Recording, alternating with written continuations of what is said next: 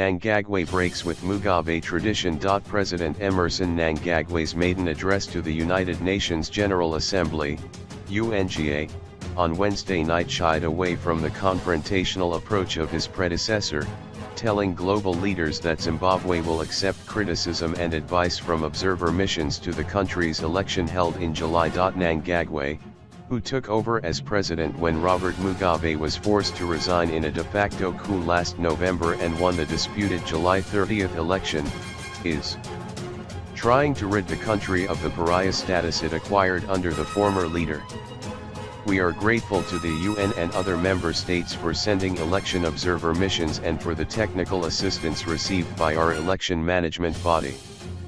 The recommendations will be taken into account as we deepen our democratic and electoral processes, Mnangagwa said. We shall continue to entrench constitutionalism, democratic traditions and norms, peace, unity and harmony, for it is indeed under such conditions that sustainable development, inclusive economic growth and prosperity can occur.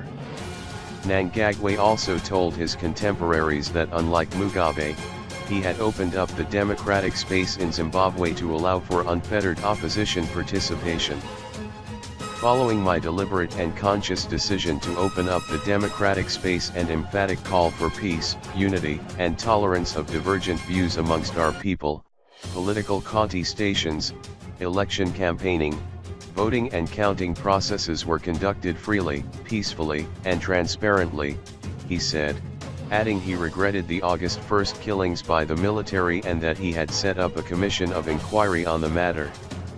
Where Mugabe would have ranted and angrily kicked out at enemies sponsoring regime change in Zimbabwe, Mnangagwa appealed for the removal of sanctions.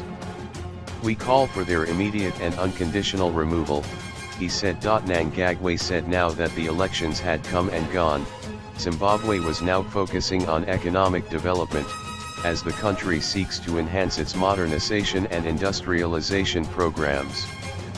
Mnangagwa said in tandem with the United Nations Agenda 2030 and the African Union Agenda 2063, his government had outlined its vision to become a middle-income economy with a per capita income of about $3,500. This will bring on board increased investment, decent jobs, broad-based empowerment, and a society free from poverty and corruption by 2030, he said.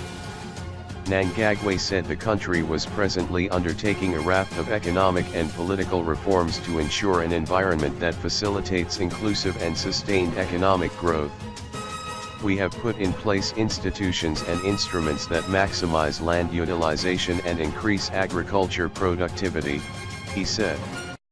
Equally, strategies are in place in the various sectors of our economy, to enable my country to enter the global value chains.